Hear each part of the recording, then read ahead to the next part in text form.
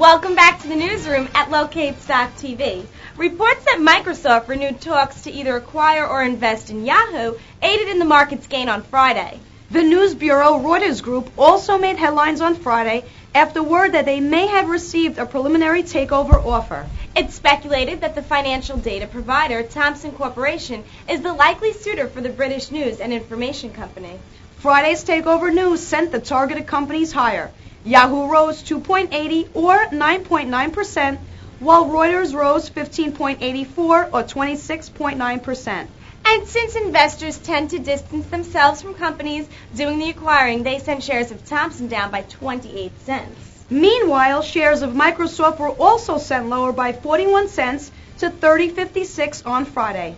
In earnings news on Friday, Eastman Kodak fell $1.25 or nearly 5% after the company's first quarter loss narrowed and fell short of Wall Street's expectations. Kodak certainly looks as if it's losing its focus, Victoria, as the company tries to move beyond the shrinking film business and into digital products. Those are this Monday's business news headlines. Stay tuned for what's next. Your Monday morning dose of coffee and tobacco, along with today's High Five stocks. See you back in just a bit.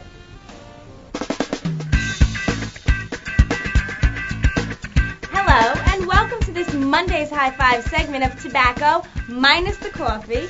I'm Victoria Branker, still filling in for Joey Coffee, who just came off one plane from Vegas and is about to board another to join John and the others in Monte Carlo for the big conference. Good morning, Victoria. I can't wait to see Joey again. I can't wait for you to go back to the newsroom. Joey, to join me again in the High Five. Good morning to all our viewers. I'm John Tobacco. And let's open up today's High Five segment because we want to get out of here quick because, like Victoria said, we're going to Monte Carlo for the International Securities Lending Conference. And opening up today's High Five segment is U.S. Global Investors, or ticker symbol GROW on the NASDAQ. The last time we saw this mutual fund manager on the High Five, Victoria, was when shares of GROW grew 13% in just one session on March 23rd. The stock no longer trades in the mid-50s, though, like it did back then on March 30th. The stock split, and it looks like now if short sellers are beginning to get in there, drive the stock down, just as the company is ready to host a webcast at 10 a.m. this morning to discuss the company's fiscal third quarter earnings. Shares of GROW did quite the opposite. They shrunk in Friday's session, giving up 54 cents or close to 2%. Well, John, it looks as if Jones Soda has gotten a little flat over the course of the last couple of trading sessions.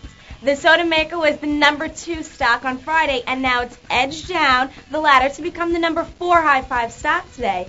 Jones Soda shares fizzled Friday after a disappointing first quarter earnings report, which led an analyst to cut his rating on the fancy pot maker stock. Shares of JSDA plunged more than 12% in heavy midday trading after the analyst cut his rating to a neutral from a buy. Wow, that seems like a bad day for Jones Soda, which is always one of Joey's favorites. I can't wait for Joey to come back to the High Five. Well, it sounds like things aren't that bubbly for Jones Soda these days, but we know the power of what the euphoric soda maker can do, breaking out on the shelves of big-name retailers marketing their soda alongside Grey Goose vodka, Joey's favorite. Oh, wait. That's Joey who was promoting that concoction. Who drinks soda in Grey Goose anyway? Joe, if you're listening, I think our Locate Stock short sellers are trying to tell you something.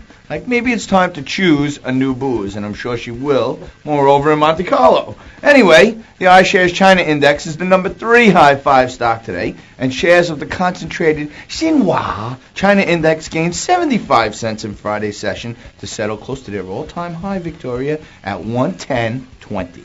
It looks as if Dendreon and Jones Soda have officially switched places on the High Five list from Friday to Monday because the biotech company is popping up as the number 2 High Five stock today.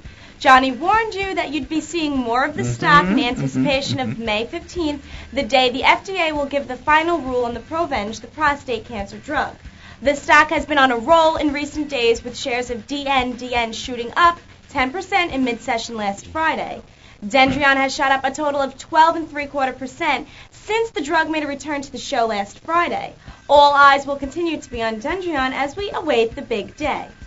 as we await the big day, I want to point out to you guys that some very, very specific information we have points to an average price of about $13. There's about 33 million shares short. And it appears that Dendreon very well could be the first company ever to get a vaccine approved by the FDA. And that's very big because no vaccine has ever been approved before. And if, in fact, that happens on the 15th, guys, it's usually here on Locatestock TV, we're talking about stocks going down. But if there is an approval with the amount of shares short, you can be sure to expect a huge short squeeze. I think the stock could trade as high as $50. And you guys should get out there and be looking at some May and June options, which are trading between $3 and $4. And the stock could be a $50 number with some positive news from the FDA.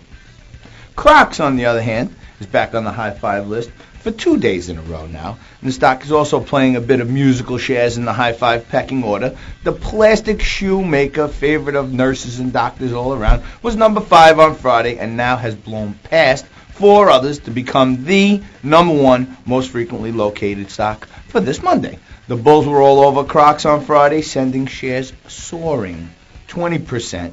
The company posted colorful profit in the first quarter, attributing robust global sales as the main driver.